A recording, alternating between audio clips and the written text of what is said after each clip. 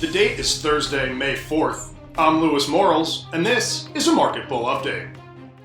Pour one out for populism.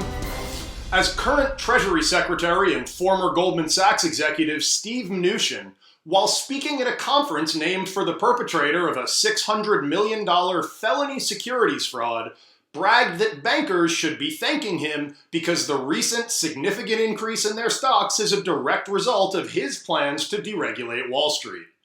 I mean, this is the plutocratic equivalent of getting paid to fuck your wife's sister in your in-law's bed while your wife cheers you on. Let's break it down. Candidate Trump pledged to stop letting Wall Street, quote, get away with murder, when really he meant that he was just going to make murder legal, so get ready for the kill.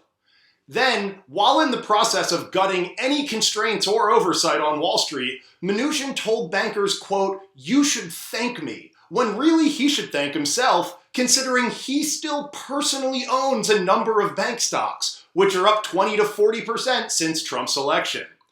And all this happened at the Mnuchin Global Conference, named for the junk bond king Michael Mnuchin, who was sentenced to 10 years in prison for securities violations. And you know that shit must have been bad, because for a Wall Street guy to actually serve jail time for securities violation is about as likely as a black guy not going to jail for being caught with a little baggie of weed. Seriously, I wake up every morning having dreamt of getting to report a story like this.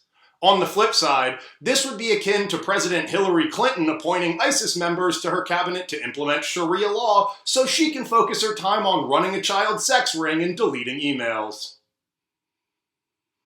Jennifer Lopez's love might not cost a thing, but her home country of Puerto Rico's $123 billion in debt and pension obligations have cost them a bankruptcy.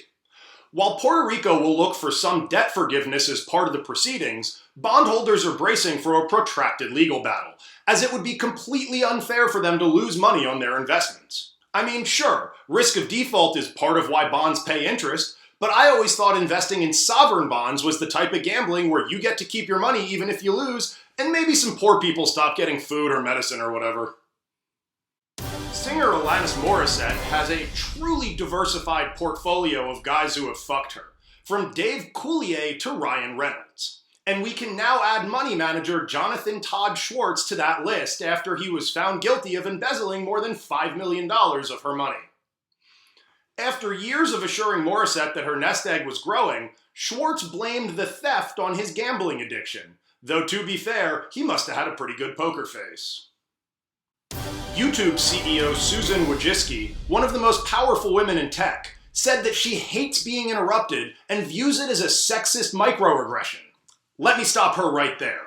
First off, you hate being interrupted? Have you been on YouTube lately? Secondly, sure, only a quarter of tech jobs in the US are held by women, but that's proportional to the number of good ideas women have that aren't about throw pillows.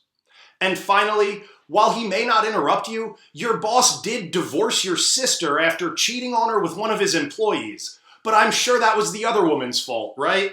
I'll let you finish. This has been a Market Bull Update. I'm your host, Louis Morals, reminding you that women will let you get rough if you have legal tender.